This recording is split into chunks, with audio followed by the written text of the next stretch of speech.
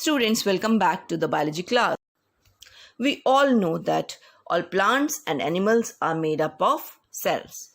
Plants are made up of plant cells, while animals are made up of animal cells. We are also well aware about the levels of organization.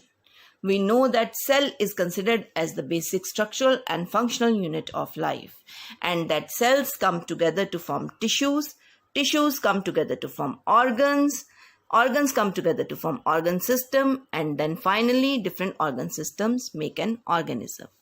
Here you can see plant cell is shown, and similar kind of plant cells will make plant tissues which further will make plant organ. Here you can see leaf as plant organ. Different kind of plant organ will make organ system. You can see here shoot system as an organ system of the plant and full plant as an organism.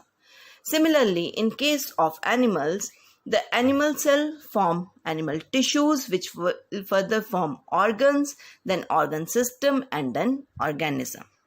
Before we move further, let me ask you a question.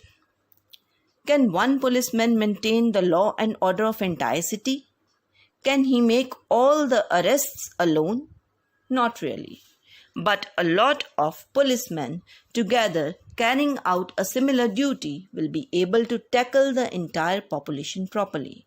They will be able to maintain law and order of the entire city. Similarly, one cell cannot perform all the functions of the body, but a lot of cells together accumulate to form a structure called tissue, which performs specialized functions of the body. So students, today we are going to study about tissues.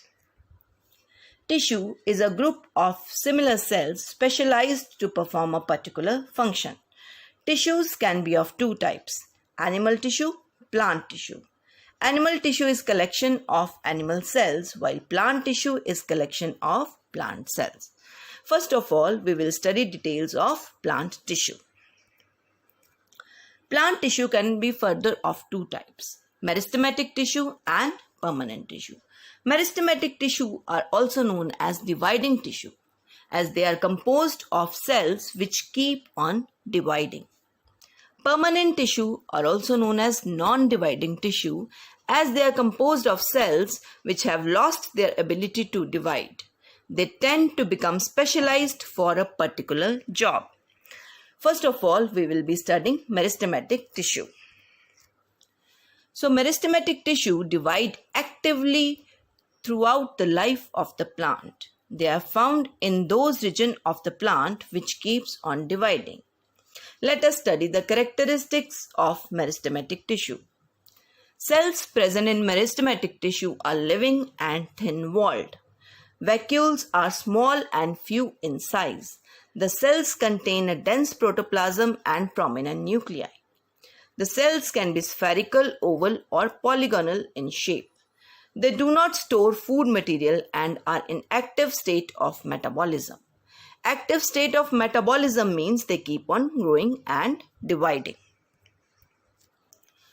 Let us study the types of meristematic tissue depending on their location. So, depending on the location, meristematic tissue can be of three types: apical meristem, intercalary meristem, and lateral meristem. Apical meristem is present on the growing tips of shoot, which is known as shoot apex meristem, and the growing tips of root, which is known as root apex meristem. Its function is to increase length or height of the plant, and this growth is considered as primary growth. Intercalary meristem is present at the base of leaves or internode, and it helps in increase in length of organ like leaves and internode. Lateral meristem is present on the sides of stem and root. Lateral meristem is of further two types: cork cambium, which is found beneath the bark, and vascular cambium, which is found in the vascular bundles. Detail about vascular bundles we will be studying in this chapter.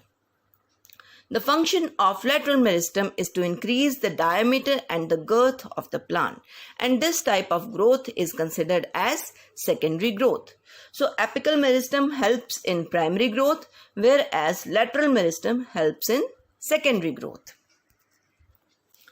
Let us understand the location of these meristematic tissues in these diagrams. So first of all, apical meristem, it is found in the tip of the shoots and roots.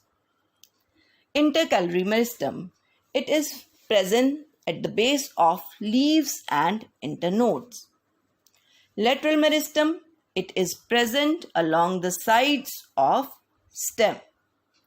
Lateral meristem is further of two types, vascular cambium and cork cambium.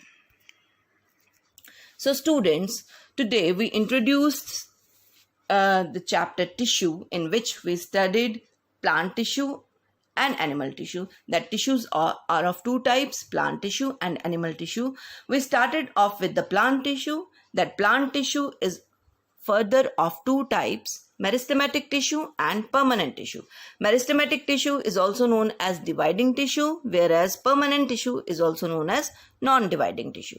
So meristematic tissue is further of three types on the basis of its location: apical meristem, intercalary meristem and lateral meristem.